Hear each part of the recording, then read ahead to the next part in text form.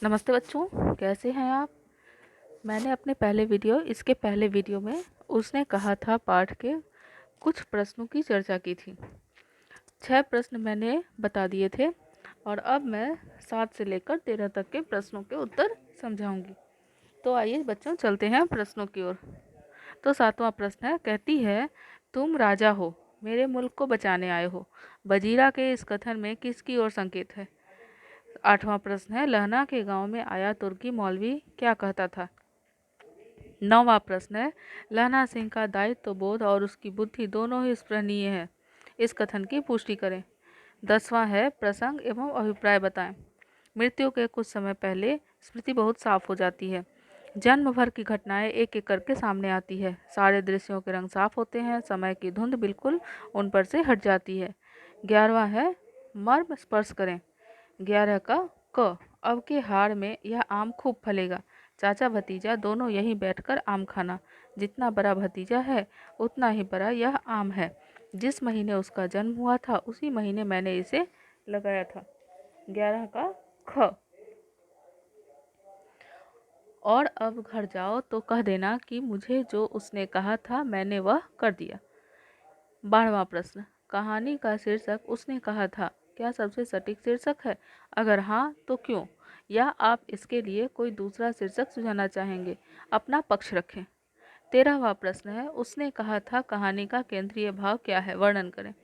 तो बच्चों, इन 13 प्रश्न में से 12, 13 और पहला प्रश्न, ये 3 प्रश्न जो है ये 5 नंबर के लिए पूछे जाएंगे। इसके अलावा जो अन्य सभी प्रश्न हैं वो 3 नंबर के लिए पूछे जाएंगे और व्याख्या जो है वो भी 3 नंबर के लिए पूछा जाएगा। तो आप अपनी तैयारी उसी तरह से करें। तो आइए बच्चों, अब मैं इन प्रश्नों के उत्तर आपको समझा देती हूँ। तो आइए फिर से आते हैं 7वें प्रश्न की ओर। 7वां प्रश्न है, कहती है तुम राजा हो, मेरे मुल्क को बचाने आए हो। वजीरा सिंह के इस कथन में किसकी ओर संकेत है। वजीरा सिंह के इस कथन में वह फ्रांस की मेम के बारे में चर्चा करता है। वजीरा सिंह लहना सिंह से कहता है कि परसों रिलीफ आने के बाद 7 दिन की छुट्टी हो जाएगी और उस छुट्टी में वे खूब मज़े करेंगे, अपने हाथ से बनाए मांस का स्वाद चखेंगे और उसी गोरी मेम की जिसकी चर्चा उसने इस पंक्ति में की है कि बाग में जाकर जहाँ की घास मखमल की तरह है खूब सोएंगे। उस हरी घास के मखमली बिछौने पर खूब अच्छी नींद आएगी। वजीरा सिंह लहना सिंह से कहता है वह फिरंगी मेम भी बहुत दिलेर है। जब कभी उसके बंगले पर जाने का मौका मिलता है उसने फल और दूध की वर्षा करती है। लाख कहने पर भी वह पैसे नहीं लेती। वह हमारे प्रति कृतज्ञता का भाव रखती है और कहती है कि तुम मेरे देश को ऑस्ट्रिया, जर्मनी आदि देशों के आक्रमण से बचाने आए हो। तुम मेरे लिए राजा हो और इसलिए तुम्हारी रक्षा होनी चाहिए। वजीरा सिंह के इस कथन में फ्रांस की उस भद्र महिला का उल्लेख है जो हिंदुस्तानी योद्धाओं के प्रति कृतज्ञतापूर्ण स्नेह भाव रखती है। तो बच्चों, 7वां प्रश्न आपको समझ में आ गया होगा। तो आइए अब चलते हैं 8वें प्रश्न की ओर। लहना के गांव में आया तुर्की मौलवी क्या कहता है। लहना के गांव में तुर्की मौलवी आया था। उस समय प्रथम विश्व युद्ध चल रहा था जिसमें भारतीय सेना ब्रिटिश सरकार की तरफ से जर्मन के खिलाफ लड़ रही थी और तुर्की ब्रिटेन के विरुद्ध था। इसलिए वह तुर्की मौलवी चौधरी साहब के बड़ के नीचे मांजा बिछाकर हुक्का पीता और ब्रिटिश सरकार के बारे में अनाप शनाप बकता था। वह कहता कि जर्मन वाले वेदों का अध्ययन करके विमान चलाने लगे हैं। वे गौ मांस नहीं खाते। यदि वे भारत में आ गए तो गौ हत्या बंद हो जाएगी। उसके कहने का तात्पर्य था कि जर्मन वाले ब्रिटिश वालों की अपेक्षा अच्छे राज करेंगे। वह बनियों से कहता कि डाक खाने से पैसे निकाल लो क्योंकि यह सरकार अब जाने वाली है। अर्थात वह तुर्की मौलवी जर्मनी का जासूस था। तो बच्चों, 8वां प्रश्न भी आपको समझ में आ गया होगा। तो चलते हैं 9वें प्रश्न की ओर। 9वां प्रश्न, लहना सिंह का दायित्वबोध और उसकी बुद्धि दोनों ही स्पृहणीय है। तो बच्चों, ये जो प्रश्न है ये कभी 3 नंबर के लिए तो कभी 5 नंबर के लिए पूछा जाता है। तो आप नंबर के हिसाब से इसकी तैयारी करें और प्रश्न को उसी तरह से लिखें। अगर 3 नंबर का हो तो 3 नंबर की तरह लिखें, और अगर 5 नंबर का हो तो थोड़ा विस्तृत करके लिखें। तो आइए मैं इसका उत्तर आपको समझा दूं। लहना सिंह का दायित्वबोध और बुद्धि दोनों ही स्पृहणीय है। इसे कुछ घटनाओं के आधार पर देखा जा सकता है। तो आइए मैं उन घटनाओं की चर्चा आपके सामने करती हूँ। पहली घटना है, लहना सिंह भारतीय फौज का एक कर्तव्यनिष्ठ सिपाही है, इसलिए उसकी प्रोन्नति जमादार के पद पर हुई है। दूसरी घटना है, युद्ध के मैदान में सूबेदारनी को दिए वचन के अनुसार अपनी जान मुसीबत में डालकर बोधा सिंह की रक्षा करता है। ये लहना सिंह का कर्तव्य परायण और वचन का पालन करने वाला होने की ओर संकेत करता है। तीसरी घटना है, लेफ्टिनेंट साहब के भेष में आए जर्मन घुसपैठी को अपनी चतुराई भरी बातों से उलझाकर पहचान लेता है। अपने रेजिमेंट के जवानों को बुलाने के लिए वजीरा सिंह को पीछे से भेज देता है और स्वयं जर्मन घुसपैठी को बातों में उलझाए रखता है। बाद में जर्मन के 70 हमलावरों को घेर कर मार डालता है। चौथी घटना है, युद्ध के मैदान में स्वयं बुरी तरह घायल होने के बाद भी हजारा सिंह और बोधा सिंह को अस्पताल भेजकर उनकी हिफाजत करता है और खुद युद्ध के मैदान में ही दम तोड़ देता है। पांचवी घटना है, लहना सिंह अपने गांव में आए तुर्की मौलवी की गतिविधियों को देखता है, उस पर नजर रखता है, जो उसके गांव में आकर गांव वालों को ब्रिटेन के विरुद्ध उकसा रहा था। वहां उसने अपनी बुद्धिमत्ता का प्रमाण देते हुए उस मुल्ला की दाढ़ी मोड़कर उसे गांव से बाहर निकाल दिया। अतः कहा जा सकता है, दायित्व बोध हो तो लहना जैसा और बुद्धि हो तो लहना जैसी। तो बच्चों, उम्मीद है 9वां प्रश्न आपको समझ में आ गया होगा। तो चलते हैं अब 10वें प्रश्न की ओर। 10वां प्रश्न है प्रसंग एवं अभिप्राय बताएं। मृत्यु के कुछ समय पहले स्मृति बहुत साफ हो जाती है। जन्म भर की घटनाएं एक एक करके सामने आती है। सारे दृश्यों के रंग साफ होते हैं। समय की धुंध बिल्कुल उन पर से हट जाती है। तो इसका उत्तर है, तो बच्चों मैं ये बता दूं कि जब हम व्याख्या लिखते हैं तो उसमें हम जो पंक्ति दी हुई है उसके पाठ का नाम और उसके लेखक का नाम लिख देना चाहिए। इससे अंक अच्छे आते हैं। तो देखिए इसकी शुरुआत कैसे करनी चाहिए। प्रस्तुत पंक्तियां हमारे हिंदी पाठ्य पुस्तक दिगंत भाग 2 में संकलित उसने कहा था पाठ से ली गई है। इसके रचयिता चंद्रधर शर्मा गुलेरी जी हैं। तो इस तरह से आप जब भी व्याख्या शुरू करें तो इसी तरह से शुरू करें और फिर उसके बाद जो पंक्ति दी हुई है उस पंक्ति का मर्म स्पष्ट करें। तो देखिए मैं इस पंक्ति का मर्म स्पष्ट करती हूँ। लहना सिंह युद्ध के मैदान में अपनी बुद्धिमत्ता से वेश बदलकर आए जर्मन घुसपैठिए को पहचान लेता है तथा 70 घुसपैठियों के साथ इधर से केवल 8 जवानों के साथ युद्ध करके विजयी होता है, परंतु उस लड़ाई में बुरी तरह घायल हो जाता है और जिंदगी और मौत से जूझने लगता है। ऐसा माना जाता है कि मृत्यु के समय स्मृति एकदम साफ हो जाती है। जिंदगी भर की सारी घटनाएं उसकी आंखों के सामने साफ झलकने लगती है। उन पर समय की धुंध का भी असर नहीं होता। हम अपने अतीत से बहुत दूर निकल जाते हैं और बहुत सी बातें भूल भी जाते हैं। समय के बोझ की धुंध उन्हें और धुंधली बना देती है, परंतु मरणासन स्थिति में व्यक्ति उन्हें भी स्पष्ट देख सकता है। लहना सिंह भी इस मरणासन स्थिति में आज से 25 वर्ष पहले के दृश्य को अपनी आंखों के सामने साफ साफ देख रहा है। 8 बरस की वह चुलबुल लड़की जिसे वह बार बार उसकी कुरमाई के बारे में पूछता है, धत कहकर भाग जाने वाली लड़की आज उसके सपने में साफ खड़ी दिखाई पड़ती है।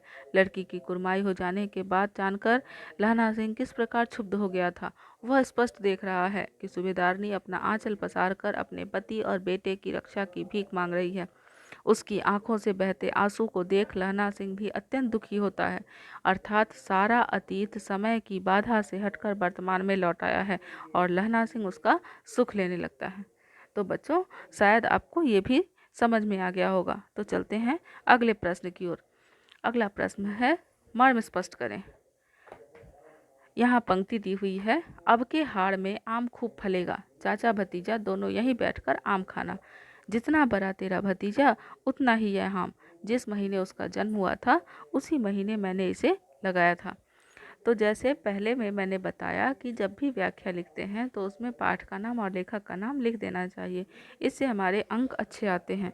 तो इसमें भी उसी तरह से आप लिखेंगे। प्रस्तुत मार्मिक गद्यांश हिंदी पाठ्य पुस्तक दिगंत भाग 2 से ली गई है। इसके लेखक चंद्रधर शर्मा गुलेरी जी हैं। प्रस्तुत प्रसंग अत्यंत मार्मिक है। लहना सिंह अपने देश की धरती से दूर फ्रांस में हिंदुस्तानी फौज के साथ जर्मन के विरुद्ध लड़ने के लिए गया है। वहाँ वह बड़ी मुस्तैदी से अपने कर्तव्य का पालन करता है। अपने कर्तव्य पालन के क्रम में वह अपनी जान की भी बाजी लगा देता है, क्योंकि उसे पूर्ण विश्वास है कि उसकी मृत्यु तो उसके अपने देश की धरती पर, अपने गांव में, अपने भाई की गोद में ही होगी। लहना सिंह गंभीर रूप से घायल है, मरणासन स्थिति में है। वजीरा सिंह उसका सिर अपनी गोद में रखे हुए है, परंतु लहना सिंह को लगता है कि वह अपने भाई कीरा सिंह की गोद में है। उसे अपने पुत्र की याद आती है। उसने अपने पुत्र के जन्म के समय अपने आंगन में आम का पेड़ लगवाया था। उसे लगता है कि वह उसी पेड़ की घनी छाया में अपने भाई की गोद में लेटा हुआ है, परंतु उसकी यह इच्छा पूरी होना संभव न हुआ। सिख राइफल्स के 77 नंबर के जमादार लहना सिंह के ऐसे भाग्य कहाँ। वह तो फ्रांस की जमीन पर खंदक में वजीरा सिंह की गोद में लेटा हुआ अपनी मृत्यु का इंतजार कर रहा था, परंतु उसकी अभिलाषा ने उसे अपने गांव पहुंचा दिया। मरणासन स्थिति में कल्पना यथार्थ हो गई। तो बच्चों, क्या आपको ये समझ में आ गया? तो चलते हैं अगले प्रश्न की ओर। अगला प्रश्न भी व्याख्या है, जिसकी पंक्ति है, और अब घर जाओ तो कह देना कि मुझे उसने जो कहा था वह मैंने कर दिया। व्याख्या। प्रस्तुत प्रस्तुत गद्यांश लहना सिंह के द्वारा कहा गया है, जो हमारी पाठ्य पुस्तक में संकलित चंद्रधर शर्मा गुलेरी द्वारा रचित उसने कहा था पाठ से ली गई है। जर्मनों से लड़ते लड़ते सूबेदार हजारा सिंह को कंधे में गोली लगती है, जो आर पार हो जाती है। लहना सिंह भी घायल होता है, उसके भी पसली में गोली लगती है, परंतु वह अपने घाव को खंदक की मिट्टी लगाकर भर लेता है, ताकि किसी को पता न चले। युद्ध के बाद 2 गाड़ियां घायलों को फील्ड अस्पताल पहुंचाने के लिए आती है, और साथ में 2 डॉक्टर भी होते हैं। बोधा सिंह बीमार था, उसे उपचार की आवश्यकता थी, इसलिए उसे गाड़ी में लेटा दिया जाता है। सूबेदार को भी लहना सिंह गाड़ी में बैठाता है। वह लहना सिंह को छोड़कर जाना नहीं चाहते, परंतु लहना सिंह उन्हें सूबेदारनी की कसम देकर बैठा देते हैं और कहता है कि वहां पहुंचकर मेरे लिए दूसरी गाड़ी भेज देना। सूबेदार और बोधा सिंह की गाड़ी में सवार होने के बाद लहना सिंह सूबेदार से कहता है कि जब वे सूबेदारनी को पत्र लिखे तो उसकी तरफ से भी प्रणाम लिखे, और जब घर जाए तो उसे कहे कि उसने जो लहना सिंह से कहा था उसने कर दिया। सूबेदार जानना चाहता है, परंतु लहना सिंह बताना नहीं चाहता। वह सूबेदारनी की इन बातों को एक अनमोल रतन की तरह अपने हृदय में दबाए रखना चाहता था, परंतु अपनी अचेतावस्था में वह यह भेद भी खोल देता है। तो बच्चों, ये व्याख्या भी आपको समझ में आ गया होगा। तो चलते हैं अगले प्रश्न की ओर, 12वें प्रश्न की ओर। कहानी का शीर्षक उसने कहा था क्या सबसे सटीक शीर्षक है? अगर हाँ तो क्यों? क्या आप उसके लिए कोई दूसरा शीर्षक सुझाना चाहेंगे? अपना पक्ष रखें। तो बच्चों देखिए, इसका उत्तर थोड़ा विस्तृत में लिखना होगा आपको, क्योंकि ये प्रश्न 5 नंबर के लिए पूछे जाएंगे, और ये बड़ा ही महत्वपूर्ण प्रश्न है, क्योंकि इसमें शीर्षक पर ही सवाल उठाया गया है। तो आइए मैं इसके उत्तर से आपको परिचित कराऊं। प्रस्तुत कहानी का शीर्षक उसने कहा था लेखक के द्वारा अनेक सोच विचार के बाद ही दिया गया होगा। मेरी समझ से ये शीर्षक बिल्कुल सटीक है। शीर्षक किसी भी रचना के केंद्रीय भाव का द्योतक होता है। शीर्षक पढ़कर ही पाठकों के मन में रचना के बारे में जानने की उत्सुकता बढ़ती है। रचना का शीर्षक यदि केंद्रीय भाव से हटकर हो तो अपनी सार्थकता खो देता है। वास्तव में किसी भी रचना का शीर्षक उसका प्रवेश द्वार होता है। अतः शीर्षक के कुछ प्रधान तत्व होते हैं, जिसकी चर्चा मैं आगे करने जा रही हूँ। शीर्षक रचना के केंद्रीय भाव को स्पष्ट करता हुआ होना चाहिए। शीर्षक रचना का प्रवेश द्वार होना चाहिए। शीर्षक ऐसा हो जो पाठकों की जिज्ञासा और कौतूहल को बढ़ा दे। शीर्षक उस सीढ़ी के समान होना चाहिए जिस पर चढ़कर पाठक रचना की गंभीरता को समझ सके। शीर्षक संक्षिप्त और अर्थपूर्ण होना चाहिए। शीर्षक रचना रूपी सागर को गागर में भरने वाला होना चाहिए। प्रस्तुत शीर्षक उसने कहा था को पढ़ते पढ़ते ही पाठक के मन में अनेक प्रश्न उठते हैं, जैसे उसने कहा था, क्या कहा था, किससे कहा था, क्यों कहा था, कब कहा था आदि, और पाठक इन प्रश्नों के उत्तर जानने के लिए रचना को पढ़ते हैं। इन सारे प्रश्नों के उत्तर से ही कहानी की कथा वस्तु का विस्तार होता है। जैसे जैसे पाठक कहानी पढ़ते जाते हैं, उनकी जिज्ञासा मिटती जाती है और अंत तक आते आते लहना सिंह नाम का पात्र उन्हें अत्यंत आकर्षक लगने लगता है। फ्रांस में युद्ध के मैदान में जब लहना सिंह सूबेदार को एम्बुलेंस में चढ़ाते समय सूबेदारनी के लिए संदेश देता है, तब यह तो स्पष्ट हो जाता है कि सूबेदारनी ने उससे कुछ कहा था, परंतु क्या कहा था, यह बात अभी भी पर्दे में है। इस प्रश्न का उत्तर जानने के लिए पाठक कहानी को आगे पढ़ता है और कहानी पूरी होने पर पूर्वदीप्त अर्थात फ्लैशबैक के रूप में सूबेदारनी और लहना सिंह के संवादों को पढ़ने के बाद पाठकों की जिज्ञासा पूर्ण हो जाती है। पूरी कहानी पर सूबेदारनी का कुछ कहना अपनी पूरी महत्ता के साथ छाया हुआ है, अतः यह शीर्षक अत्यंत उपयुक्त है। तो बच्चों, मेरे हिसाब से तो ये शीर्षक एकदम उपयुक्त है, परंतु यदि आपको कोई और शीर्षक उपयुक्त लगता है तो आप उसकी चर्चा यहाँ कर सकते हैं और उसकी सार्थकता भी यहाँ समझा सकते हैं। तो उम्मीद है आपको ये 12वां प्रश्न भी समझ में आ गया होगा। चलते हैं 13वें प्रश्न की ओर। यह प्रश्न भी 5 नंबर के लिए पूछा जाता है और आपको इसे भी विस्तृत रूप से लिखना होगा। तो आइए मैं इस प्रश्न के बारे में आपको बताऊं। उसने कहा था, कहानी का केंद्रीय भाव क्या है, वर्णन करें। तो बच्चों, सबसे पहले मैं आपको ये बताऊं कि केंद्रीय भाव होता क्या है। केंद्रीय भाव मतलब कि वो भाव जिस पर कहानी पूरी तरह से आधारित होती है, आपको यहाँ उसी का वर्णन करना है। तो आइए मैं इसका उत्तर आपको समझा दूं। प्रस्तुत कहानी उसने कहा था का केंद्रीय भाव है साहचर्य जनित लगाव, पारस्परिकता तथा विश्वासपूर्ण दिव्य प्रेम। एक ऐसा प्रेम जिसमें प्रदर्शन की कोई लालसा नहीं, केवल समर्पण ही है। बालिका सूबेदारनी और बालक लहना दोनों अपने अपने मामा के यहाँ अमृतसर आए हैं। दोनों की भेंट एक दुकान पर होती है। बालक लहना अपने मामा के बाल धोने के लिए दही लेने आया है और लड़की रसोई के लिए बड़ियां लेने आई थी। रास्ता पार करते समय असावधानी के कारण वह घोड़े के टाप के नीचे आने वाली होती है, परंतु लड़का अपनी जान पर खेलकर उसे बचाता है। फिर सौदा लेकर दोनों साथ साथ जाने लगते हैं। कुछ दूर जाकर लड़के ने मुस्कुराकर लड़की से पूछा, तेरी कुरमाई हो गई? और लड़की ने आंखें चढ़ाकर जवाब दिया, धत, और अपने मामा के घर की तरफ भाग गई। इसके बाद महीने भर तक दोनों इसी प्रकार बाजार में मिलते रहे। हर बार लड़का एक ही प्रश्न पूछता और लड़की धत कहकर भाग जाती। इससे दोनों के बीच घनिष्ठता बढ़ने लगी। लड़के ने अनजाने में ही लड़की की छवि को अपने मन में बसा लिया था। एक दिन जब लड़का फिर बाजार में लड़की से मिलता है तो हमेशा की तरह उसे चिढ़ाने के लिए उससे वही प्रश्न पूछता है, परंतु आज उसे उसकी आशा के विपरीत जवाब मिलता है, हाँ, कल देखते नहीं, यह रेशम से कढ़ा हुआ सालू। और लड़की वहां से भाग जाती है। लड़की का यह जवाब लड़के के मन में एक द्वंद्व पैदा कर देता है, जिससे जूझते हुए वह अपने मामा के घर पहुंचता है। लड़की लड़के से ज्यादा संयमित है, इसलिए वह इस सुख को अपने जीवन में ऐसे उतार लेती है कि यह उसकी विश्वासपूर्ण पूंजी बन जाती है। इस घटना के बाद वह लड़की 25 वर्षों बाद लहना सिंह से मिलती है, जब वह सूबेदारनी बन गई है और बोधा सिंह उसका बेटा है जो फौज में है। आज लहना सिंह भी अंग्रेजी फौज में जमादार के पद पर है।